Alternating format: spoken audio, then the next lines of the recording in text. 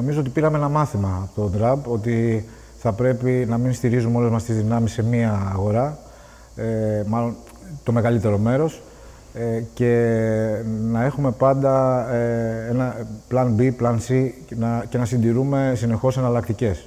Διότι αν δεν υπήρχε η αγορά της Βραζιλίας για μας, θα αντιμετωπίσαμε πολύ σοβαρό πρόβλημα.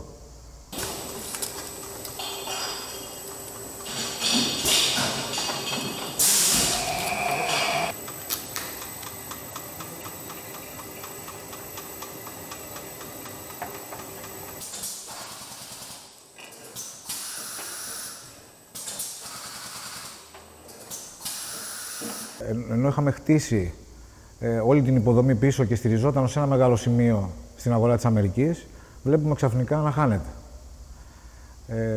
Εκεί πρέπει να δεις τι εναλλακτικές υπάρχουν.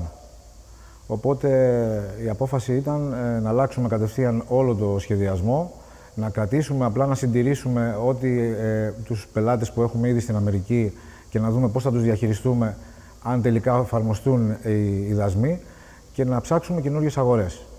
Το είδαμε λοιπόν όταν αρχίσαμε να το επεξεργαζόμαστε και σαν μια ευκαιρία ταυτόχρονα να αναπτύξουμε, να μπούμε σε άλλες αγορές που δεν είχαμε σκεφτεί πριν.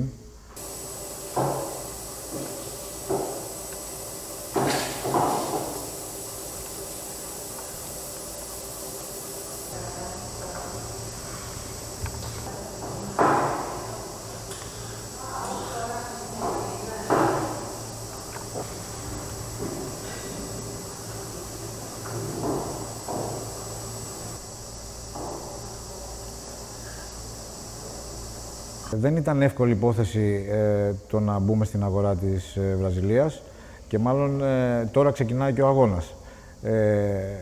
Είμαστε σχεδόν ανύπαρκτοι σαν χώρα στα ράφια, οπότε νιώθουμε και σαν πρεσβευτές και πρέπει να βάλουμε τα δυνατά μας.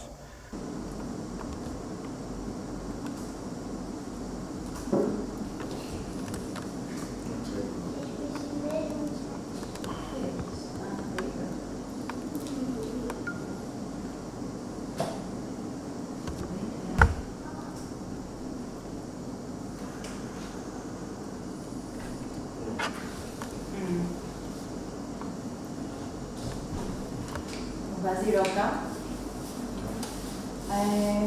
πράσινη αγκινάρα, πράσινη ντοματίνη και με το τσαπί, αυτό το μικρό ντοματίνι. Το καλό θα ήταν να μην επιβληθούν τελικά αυτοί οι δασμοί και να τους πάρει πάλι πίσω όπως είχε κάνει και την πρώτη φορά. Από εκεί και μετά, αν τελικά ισχύσουν, νομίζω ότι θα πρέπει να το δούμε πιο κεντρικά το θέμα. Δεν μπορεί ο κάθε μία επιχείρηση να τα βάλει με όλες αυτές τις δυσκολίες και τις συγκυρίες που έρχονται. Νομίζω ότι θα πρέπει και σε κεντρικό επίπεδο να αναπτύξουμε μια εθνική στρατηγική για το ελαιόλαδο και να μπορέσουμε να το προωθήσουμε σε άλλες αγορές.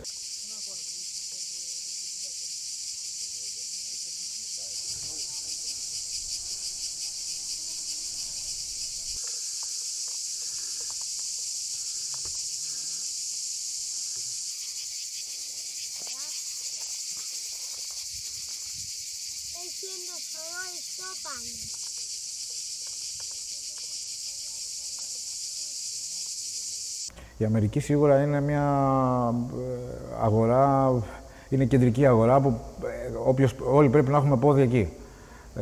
Οπότε δεν είναι κάτι το οποίο πρέπει να του γυρίσουμε την πλάτη, να το βγάλουμε από τους οριζοντές μας. Πρέπει να προσπαθήσουμε, να βρούμε τρόπους, τρόπους ώστε να γίνουμε πιο ανταγωνιστικοί, και αν παραμείνουν οι δασμοί θα είναι για όλους, δεν θα είναι μόνο για μας. Οπότε θα πρέπει και εμείς να βρούμε το βηματισμό μας και να συνεχίσουμε.